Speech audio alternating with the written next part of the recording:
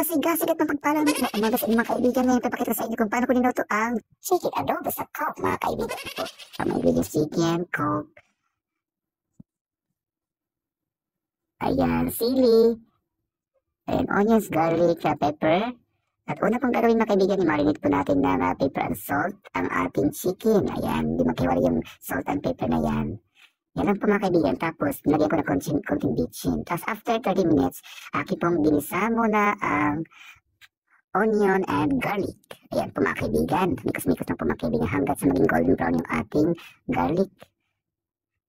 Ayan. Pagkatapos mga kaibigan, siyempre ating gigisahin muna yung chicken para hindi siya malansa. Kasi pag hindi siya ginigisa mga kaibigan, parang nandyan pa rin yung lansa. Yan, mikos-mikos na po mga kaibigan.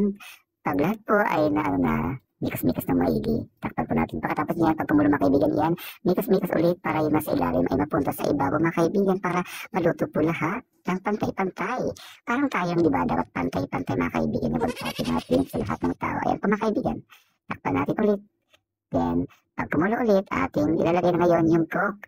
Nilagyan ko muna mga kaibigan ng 1, 2, 3, 4, 5. Ayun, 5 lang muna na tablespoon ng Coke instead of using soy sauce o toyo. Ay mga kaibigan, tapos nilagay ko po yung aking sili na manghang. Ayan, kaya po gusto nyo i-slice nyo para yung anghang niya lumabas. Tapos yan mga kaibigan, mikos-mikos lang po mga kaibigan. Ayan po mga kaibigan, halo-halo lang po mga kaibigan. Ayan.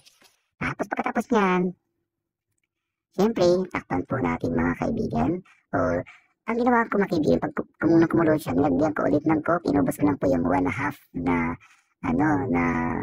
tawag nito, na glass. Tapos, nilagyan ko mga kaibigan ng kaunting vinegar. Of course, di po mawala yung vinegar po sa adobo. Ay mga kaibigan din, so naroon tayo doon. At pagkatapos mga kaibigan, pagluto na siya, wala ng sabaw, ilagay po natin mga kaibigan sa ating lalagyan. Ayan, ready na po yan for serving mga kaibigan. Ayan po mga kaibigan, masarap po yan. Try niyo po sa mga kumain mga kaibigan. Napakatibig po yan at napakasarap. I-try niyo po mga kaibigan. Muli po mga kaibigan, ayan po ang ating chicken adobo sa Coke. Maraming salamat po sa panonood.